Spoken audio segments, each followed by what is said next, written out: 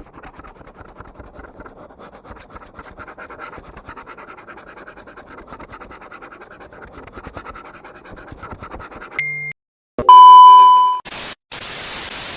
semua, pada video kali ini kita akan membahas soal SBCC, South Borneo Chemistry Competition, yaitu Olimpiade Kimia yang diadakan oleh ULM, Universitas Lambung Mangkurat Kalsel. Mari kita mulai dari soal yang pertama. Nomor massa adalah jumlah elektron dan proton yang dalam inti atom dalam suatu unsur. Benar atau salah? Nomor massa itu kalau dibilang jumlah elektron dan proton itu salah ya. Yang benar adalah jumlah neutron dan proton. So, pernyataan ini adalah salah. Lanjut, soal nomor 2. Jari-jari atom gas mulia dari atas ke bawah semakin besar. Karena, gas mulia itu golongan 8A ya. Dari atas ke bawah, jari-jarinya semakin besar. Sebenarnya, yang jari-jarinya makin ke bawah makin besar itu nggak cuma gas mulia. Semua unsur, semua atom yang ada di dalam tabel periodik, kalau dia terletak satu golongan, dari atas ke bawah, maka jari-jarinya akan semakin besar. Alasannya adalah, semakin ke bawah posisinya di tabel periodik, maka semakin banyak dia punya kulit. Nah, karena semakin banyak kulitnya itulah ukurannya jadi semakin besar, jari-jarinya semakin besar. So, alasan kenapa jari-jari atom gas mulia dari atas ke bawah semakin besar itu adalah jumlah kulitnya makin bertambah. Jawabannya adalah E. Soal nomor 3. Zinc dalam bentuk persenyawaannya tidak menghasilkan warna khas seperti logam transisi lainnya. Fenomena tersebut merupakan akibat dari, ini sekedar info saja ya teman-teman ya, bahwa biasanya ketika logam transisi membentuk senyawa, khususnya senyawa kompleks, dia akan menghasilkan warna-warna tertentu. Tapi untuk zinc ini tidak. Nah, alasannya adalah warna itu dihasilkan dari mana? Warna itu dihasilkan dari splitting orbital D. Nah, kalau zinc ini, dia punya elektron pada orbital D itu penuh. Maka tidak ada transisi elektron ketika splitting orbital karena udah penuh. Nggak ada orbital D yang kosong. Nah, tapi kalau misalnya D-nya itu juga nggak ada elektronnya, atau 3D, 0, nggak ada elektronnya, maka dia juga tidak akan menimbulkan warna khas. Begitu. Jadi alasannya untuk zinc ini, kenapa dia tidak menghasilkan warna khas seperti logam transisi lainnya, itu karena pada orbital atau subkulit 3D, dia udah penuh isinya. So, jawabannya di sini adalah orbital D telah terisi penuh. Jawabannya E. Soal nomor berikutnya, soal nomor 4. Bilangan mengoksidasi, ini mungkin maksudnya bilangan oksidasi ya. Bilangan oksidasi nitrogen itu N, secara berturut-turut pada senyawa di atas adalah plus 5, min 3, plus 3. Oke, kita hitung dulu aja masing-masing. Kita mulai dari NaNO3.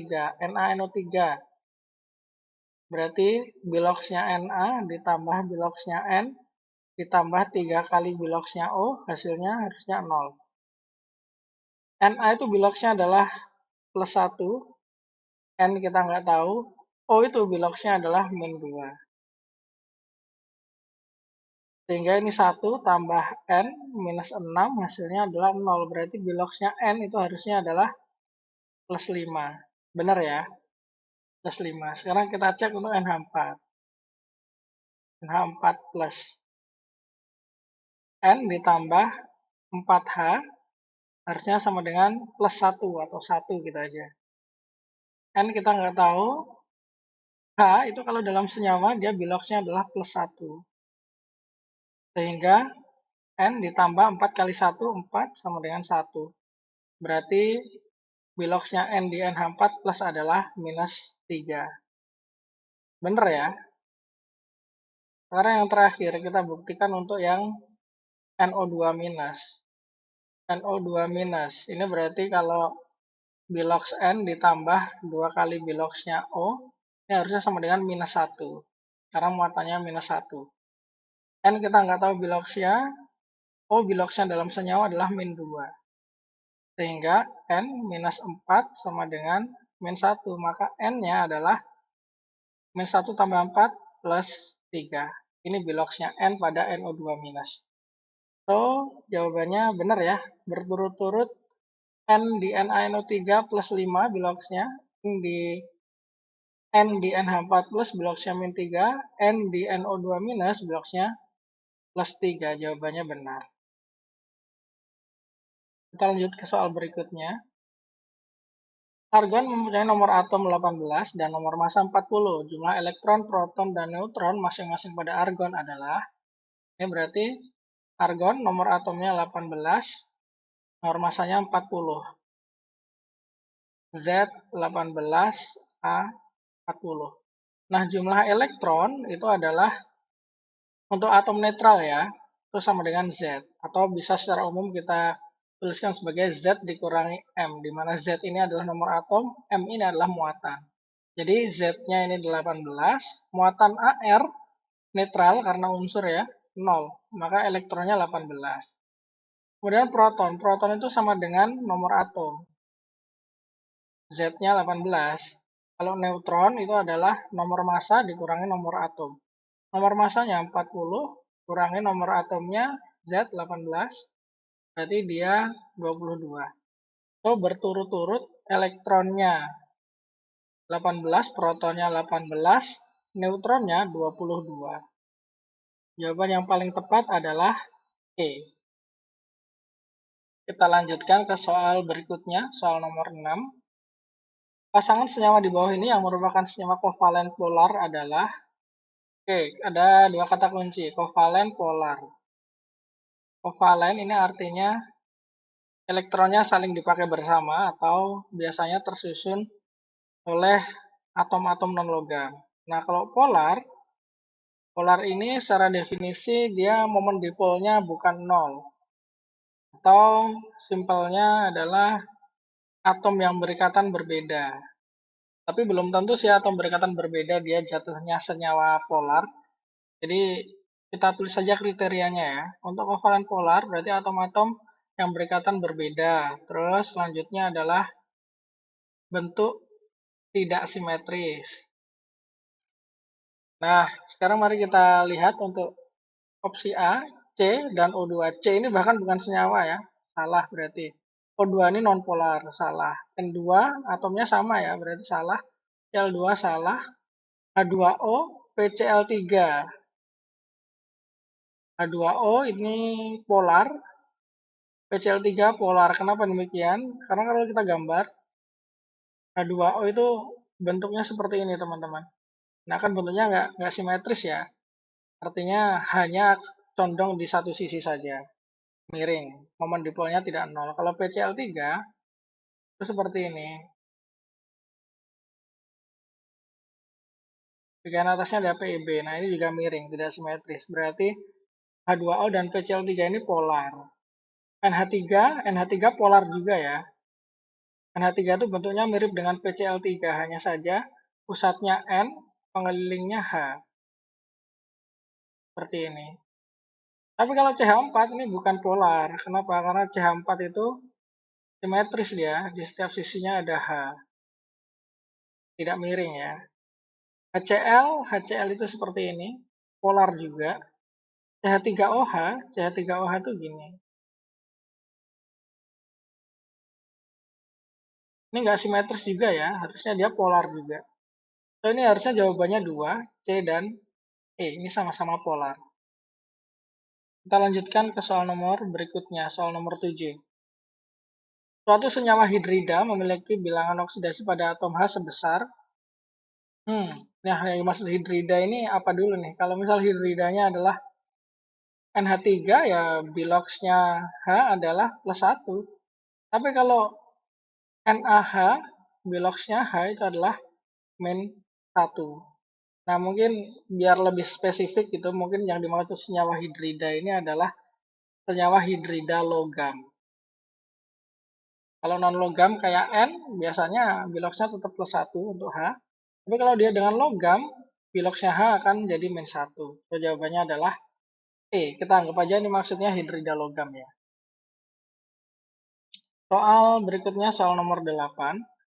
Unsur golongan logam gas mulia itu 8A, yang melimpah di atmosfer adalah, ini soal hafalan teman-teman, gas mulia yang di atmosfer melimpah itu argon. Jadi kalau di atmosfer itu yang paling melimpah pertama nitrogen, kedua oksigen, baru ketiga argon, baru gas-gas yang lain.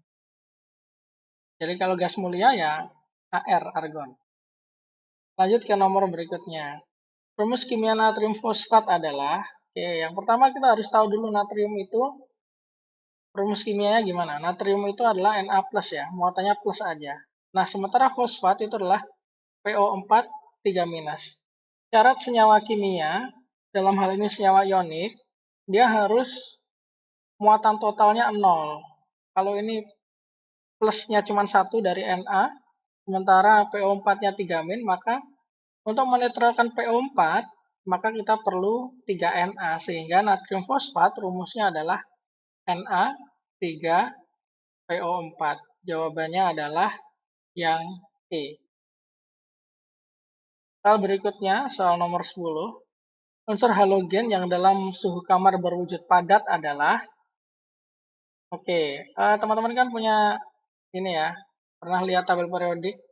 Kalau halogen itu yang paling atas tuh F, Cl, Br, I gini ya. Nah, makin posisi ke bawah, dia kan makin berat.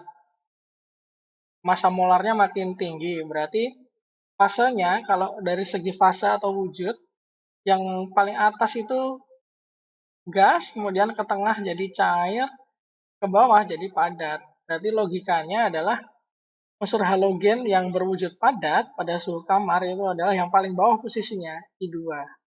Gitu. Kalau F2 ini kan paling atas dia gas. Cl2 pun dia gas. Br2 dia cair. Begitu. Lanjut ya. Ikatan antar molekul yang terjadi pada CHCl3 adalah, oke, CHCl3. Lalu kita gambar struktur Lewisnya kurang lebih seperti ini, dan dia termasuk molekul polar.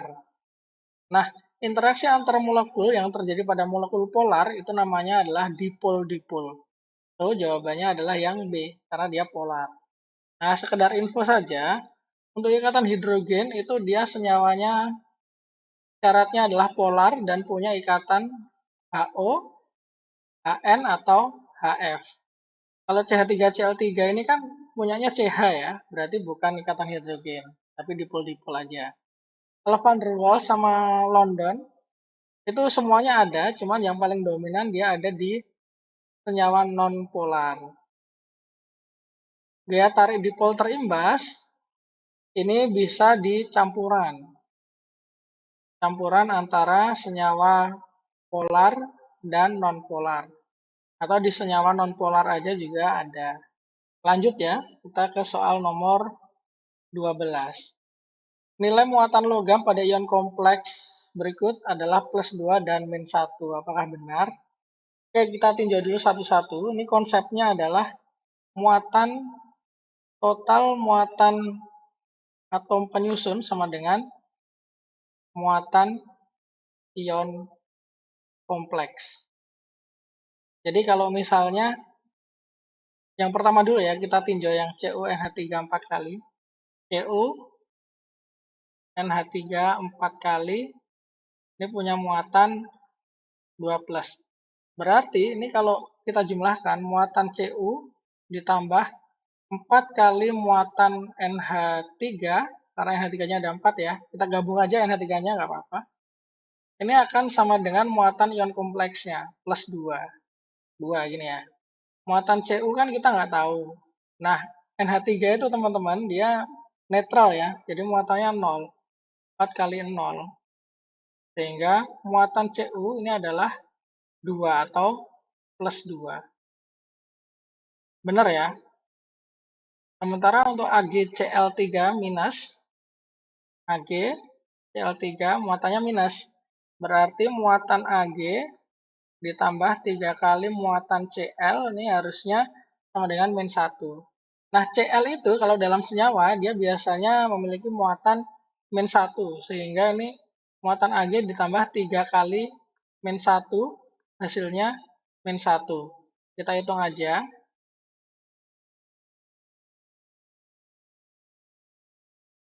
Muatan Ag dalam ion kompleks ini adalah -1 tambah 3 plus 2. Berarti jawabannya adalah di sini -1. Salah berarti ya. Yang benar adalah plus 2 dan plus 2. So, jawabannya ini salah. Soal berikutnya, soal nomor 13. Larutan elektrolit kuat akan terionisasi sempurna dengan derajat ionisasi sebesar. Oke, kata kuncinya derajat ionisasi dan elektrolit kuat. Berdasarkan bagaimana ia terurai atau terionisasi dalam larutan, senyawa itu dibagi menjadi 3.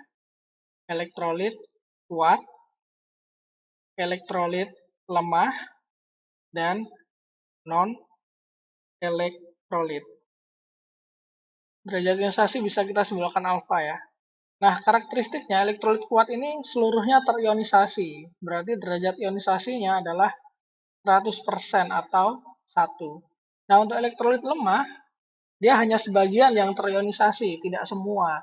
Berarti nilai alfanya ini adalah antara 0 sampai 100% atau 1. 0, berarti ya. Nah, untuk non-elektrolit itu senyawanya tidak terionisasi sehingga alfa atau derajat ionisasinya adalah 0. Nah, maka dari itu untuk elektrolit kuat, derajat ionisasinya itu adalah 1. Jawabannya E.